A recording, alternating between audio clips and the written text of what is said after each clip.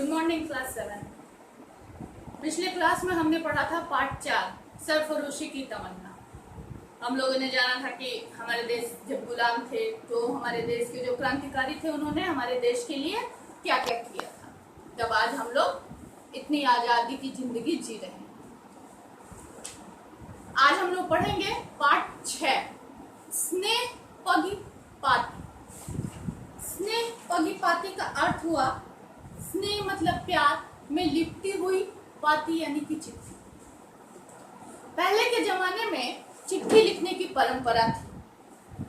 पहले तो ये मोबाइल फोन और कंप्यूटर ये सारी चीजें नहीं थी कि ईमेल भेज दिया गया, मैसेज कर दिया गया, व्हाट्सएप कर दिया गया। पहले चिट्ठी लिखा जाता था। उस चिट्ठी में अपने मन की सारी बातों को कह दिया जाता था। उस चिट्ठी को पढ़ते समय चिट्ठी की लिखावट ऐसी होती थी, उसमें ऐसे ऐसे शब्दों का, ऐसे प्यार का में लिपटे हुए शब्दों का प्रयोग किया जाता था कि चिट्ठी पढ़ते समय ऐसा प्रतीत होता था कि हमारे सामने वो इंसान खड़ा है और वो हमसे बातें कर रहा है, हम लोग उसे महसूस कर सकते हैं। तो आज हम लोग यही पढ़ेंगे। ये लिखा है लेखिका उषा वाधवा का।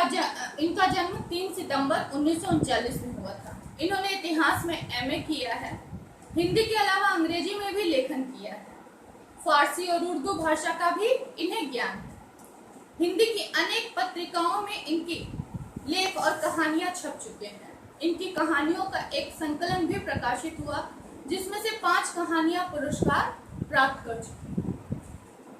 इन्होंने हमें बताया है कि पहले की चिट्ठी और आज के मैसेजेस में कितने अंतर आए हैं।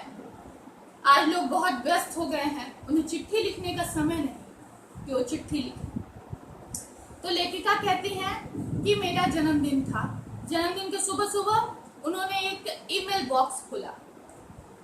उसमें विदेश में रहने वाली उनकी बेटी ने उनके लिए शुभकामनाओं का कार्ड भेजा। एकदम उनके जन्मदिन के दिन एकदम सही समय पर। लेखिका कहती है मैं कुछ देर उसे देखती रही और फिर कंप्यूटर स्क्रीन से गायब हो गया। उन्होंने फिर बटन दबाया और वो मैसेज फिर से स्क्रीन पे आ गया। लेकिन मैंने जैसे पहले बताया था कि पहले चिट्ठियों में इतने प्यार भरे शब्दों का प्रयोग किया जाता था कि उस चिट्ठी को छूने से ही ऐसा महसूस होता था कि वो इंसान मेरे सामने खड़ा है। वैसे ही लेखिका कह रही हैं कि वो स्क्रीन पे दोबारा आ गया उसका मैसेज। वो चाहे तो उसका प्रिंट आउट भी निकाल सकती हैं, लेकिन क्या वो इस प्रिंट आउट में, इस मैसेज में, इस स्क्रीन को छू करके अपनी बेटी का स्पर्श महसूस कर सकती हैं? वो कहती है कि उसके पास उसके अब तक के भेजे कार्डों जो मैंने महसूस किया है, जो उसका अपनापन महसूस किया है, वो क्या मैं इस प्रिंट आउट में महसूस कर पाऊंगी? उसने यह कार्ड स्वयं भेजे हैं अथवा अपनी अति व्यस्त जिंदगी के कारण अपनी सेक्रेटरी से ही भेजने को कह दिया, यह भी निश्चित नहीं। कार्ड के ऊपर उसके स्वयं के हस्ताक्षर तो है नहीं। सेक्रेटरी यानी कि सहायक। ये सेक्रेटरी नीले रंग का शब्द लिखा हुआ है, 1 नंबर, इसका शब्दार्थ नीचे 1 नंबर, सहायक लिखा हुआ। ऐसे ही आप लोगों को बाकी सारे जितने भी नीले रंग के शब्द हैं, जो नंबर दिए हुए हैं, शब्दार्थ नीचे लिखा हुआ है, ये आप लोग याद कर लीजिए। तो लेखिका कहती है कि क्या बताइए मैसेज, ये संदेश उसने खुद लिखा है या फिर शायद वो बहुत बिजी रहने के कारण अपनी सेक्रेटरी को उसने भी बोल दिया कि ये मैसेज वो लिख दे। कुछ समय पूर्व तक वह मेरे लिए उपयुक्त कार्ड ढूंढने के लिए बाजार खंगाल डालती थी। क्योंकि उन्हें चिट्ठी लिखनी होती थी अपनी माँ के लिए, इसीलिए वह बर्थडे कार्ड, एनिवर्सरी कार्ड के लिए पूरा बाजार खंगाल डालती थी और एक अच्छा कार्ड लिखती थी। छपी इबारत में जो कमी रह जाती थी वह स्वयं जोड़कर पूरी कर देती थी। उस कार्ड में जो मैसेज लिखे होते थे उसमें जो उन्हें कमी महसूस होती थी उसे वह स्वयं पूरा करती थी। इस तरह वो पूरी तरह से भरा कार्ड कभी मुझे जन्मदिन से 1-2 दिन पहले मिल जाता, कभी जन्मदिन के पश्चात। जो कार्ड आज मुझे एकदम सही समय में मिला है, वह पहले कभी नहीं होता था। पहले या तो पहले मिलता था जन्मदिन के, या जन्मदिन के बाद मिलता था। पर वे सारे कार्ड आज तक मेरे अलमारी में सहेज कर रखे हुए हैं, किसी अनमोल धरोहर की तरह। आजकल वह पत्र भी ईमेल से ही भेजती है। कोई काटा पीटा नहीं, हिजो की कोई गलती नहीं। हिजो यानी कि वर्तनी, स्पेलिंग, मात्रा, उसकी कोई भी गलती नहीं थी, एकदम साफ सुथरा। उसे पत्र लिखने का हमेशा से शौक था। उसे यानी लेखिका की बेटी को लंबे लंबे रोचक ढंग से लिखे पत्र। उसके पत्र इतने लंबे हुआ करते थे कि ऊपर नीचे हाशिए पर भी कुछ जगह नहीं छूटती थी। जैसे हम लोग इस पेज पे पत्र लिखते हैं तो चारों तरफ ऐसे मार्जिन खींच के जगह छोड़ते हैं, वही हाशिए होता है। तो वो उतना भी जगह नहीं छोड़ती थी। उन्हें पत्र लिखने का इतना शौक था। लेखिका की बेटी को नाम लिखने तक का भी जगह नहीं रहता था, उसकी इतनी सारी बातें रहती थी। मैं तो दूर से देखकर ही उसका पत्र पहचान जाती। कभी कभी उसके पत्र पर चॉकलेट, टॉफी, मक्खन के निशान लगे होते हैं। लेखिका कहती है कि कभी कभी उसके पत्रों पर चॉकलेट के, मक्खन के इत्यादि चीजों के निशान लगे होते हैं जो छोटे बच्चे खाते हैं। लेखिका यहाँ कहती है कि मैं कल्पना करती थी कि पत्र लिखने के लिए उसने अपनी नन्ही बिटिया को इन्हीं चीजों से फुसलाया होगा, और बिटिया ने धैर्य चूक जाने पर अपनी माँ का ध्यान आकर्षित करने की कोशिश में कागज को ही पकड़ लिया होगा। मैं उन निशानों पर अपना हाथ स्नेह से फिराकर उन गदगदे हाथों का स्पर्श महसूस करने का प्रयत्न करती, और लेखिका उन चॉकलेट और मक्खन इत्यादि के निशानों को छू करके अपनी बेटी का स्पर्श, अपनी नतनी का स्पर्श महसूस करती, जो इस ईमेल में नहीं है। हाथ से लिखे उन पत्रों में लिखने वाले हाथों का स्पर्श हुआ करता था, मिठास और गर्माहट होती थी। बहुत कुछ अनलिखी भी बांच लिया जाता था। बहुत कुछ ऐसा होता था जो लिखा नहीं जाता था, लेकिन उस पत्र को पढ़ के वो भी समझा जा सकता था, लोग वो भी समझ लेते थे। हाईटेक जीवन शैली के युग में, हाईटेक मतलब उच्च तकनीकी वाले, आज के हमारी जो जीवन शैली है वो बहुत ही उच्च तकनीकी वाली हो गई है। इस युग में स्क्रीन पर उभर आए इन शब्दों की चाहे तो मेल पढ़ लो, चाहे समाचार पत्र, दोनों ही सिर्फ संदेश वाहक होते हैं। बस हमारे बचपन में डाकिये का आगमन दिन भर का सबसे अहम हिस्सा होता था। दिन में 3 बार आता था डाकिया। डाक डालते समय अपनी साइकिल की घंटी बजाता था। उसकी साइकिल की घंटी से ही लोग समझ जाते थे कि डाकिया आ गया है। बाहर से लौटकर हर सदस्य एक बार लेटर बॉक्स में झांक अवश्य लेता था। घरों के सामने लेटर बॉक्स लगा रहता था। डाकिया आता था, उसमें चिट्ठी डाल देता था। तो जो बाहर से आता था एक बार अपना लेटर बॉक्स चेक कर लेता था। पिताजी दफ्तर से लौटते तो उनका पहला प्रश्न यही होता था, कोई चिट्ठी आई है क्या? सबसे अधिक प्रतीक्षा तो विवाहित बहन को अपने ससुराल से लिखे पत्रों की होती थी। परिवार का हर व्यक्ति उन्हें चाव से पढ़ता था। जो विवाहित बहन होती थी, जो औरतें शादी के बाद अपने ससुराल चली जाती थी, जब वो पत्र भेजती थी तो उन्हें बहुत ही चाव से पढ़ा जाता था, क्योंकि और कोई जरिया नहीं था, माध्यम नहीं था उनके कुशल क्षेम पूछने का। माँ स्वयं न पढ़ पाने के कारण हम सब भाई बहनों से एक एक बार उस पत्र को अवश्य पढ़वा कर सुनती थी। माँ खुद पढ़ी लिखी नहीं थी, इसीलिए वह हम सारे भाई बहनों से एक एक बार उस पत्र को पढ़वाती थी और सुनती थी कि क्या लिखा हुआ है। पर इसके बावजूद उनकी क्षुधा शांत नहीं होती थी। लेकिन इसके बाद उनकी इच्छा, उनका मन नहीं भरता था उस पत्र को सुनने का। गांव में पत्र बांटने का काम प्रायः डाकिया ही कर देता था। गांव में लोग उतने पढ़े लिखे नहीं थे, तो डाकिया जब पत्र लेके आता था तो लोग उनसे ही उसी समय वो पत्र पढ़वा लेते थे और जरूरत पड़ने पर उत्तर भी लिखवा लेते थे। कहा गया है कि खत का मजमून जान लेते हैं लिफाफा देखकर। ये कहा जाता है कि खत में क्या है ये हमको पता चल जाता है, सिर्फ लिफाफे को देखकर ही हमको समझ में आ जाता है कि इस खत में क्या लिखा होगा। जैसे पत्र पढ़ने के पूर्व ही काफी कुछ समझ लेते हैं। केसर छिड़का पत्र आया है तो चाची के बेटा हुआ, कोना काटा काट आया तो मृत्यु समाचार। यदि छात्रावास में रहकर पढ़ने वाले बेटे का पत्र आया तो अवश्य ही उसे पैसों की जरूरत आ पड़ी, क्योंकि वो इतना व्यस्त रहता था कि उसे पत्र लिखने का कोई और कारण उसके पास नहीं था और समय भी नहीं।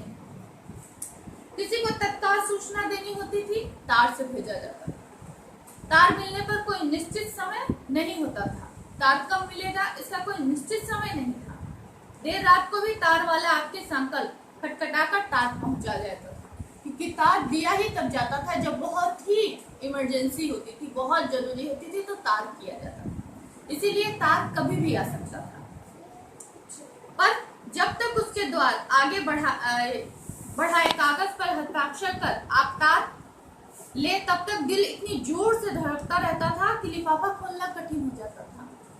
सिर्फ डाकिये से हस्ताक्षर करके जब तक वो तार लिया जाता था तब तक घर में मौजूद सारे लोगों के दिल धक धक करते थे कि तार क्यों आया है, घर में क्या हो गया है, कोई परेशानी तो नहीं।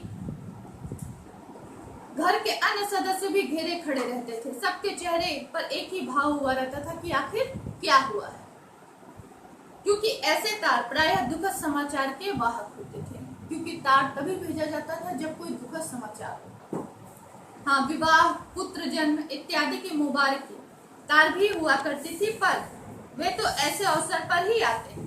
रंग बिरंगे फूलों वाले इन तारों के नंबर निर्धारित होते थे। जब कोई खुशी वाले तार आते थे तो वो तार अलग तरह के होते थे, रंग बिरंगे होते थे, फूलों वाले होते थे। तो खुशी के तार हैं कि दुख के तार हैं वो भी समझ में आ जाता था। अतः अवसर विशेष पर आए उन सब की इबादत एक सी होती थी, बस प्रेषक का नाम ही मायने रखता था। जब से सुना है कि तार भेजने का महकमा समेट दिया गया है, लगता है जैसे अपनी कोई बहुत प्रिय वस्तु हो गई। जब से तार विभाग को बंद कर दिया गया है तब से ऐसा लगता है कि कुछ खो गया है। टेलीफोन ने पहले तो तार का स्थान पकड़ा। पहले टेलीफोन जब आया तो टेलीफोन के वजह से तार भेजना बंद हो गया, क्योंकि आपके घर में नहीं तो आस पड़ोस में तो टेलीफोन होता ही था। अगर टेलीफोन आपके घर में नहीं होता तो आस पड़ोस में होता था, जिसका नंबर दे दिया जाता था अपने बाकी परिजनों को, तो इसीलिए तार न भेजकर उस नंबर पे फोन कर दिया जाता था। अतः